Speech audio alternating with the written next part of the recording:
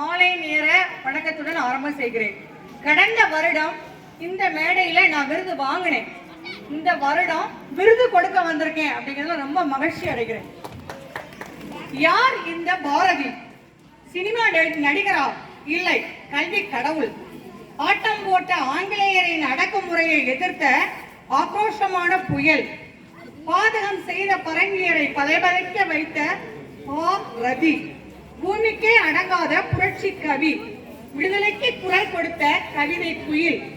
எட்டயாபுரத்து எரிமலை, அக்கரகாரத்து அணுகுண்டு, துப்பாக்கியை நோக்கி மீசையை முடுக்கிய முண்டாசு கவிஞன், தமிழ் சொற்களுக்கு புதுரத்தம் பாய்ச்சியவன், தமிழுக்கு மணிமகுடம் தந்தவன், நிமிர்ந்த நன்னடையும் நேர்கொண்ட பார்வையும் கொண்டவன், பாட்டுத்திறத்தாலே இவ்வயகத்தை பாடித்திட வந்தவன், பைந்தவில் தேர்ப்பாகன், செந்தமிழ் தேனி, நீடுதுயில் நீக்க பாடி வந்த முழு நிலா.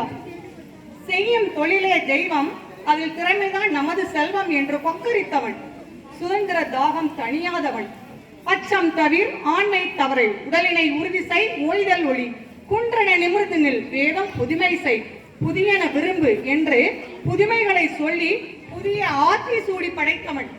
7 வயதில் கவிதை படைத்து 11 வயதில் பாரதி என்ற பட்டம் பெற்றவன். கடையத்தை கலக்கிய கவிதை புயல். எட்டயபுரம் பாரதியின் சொந்த ஊர்.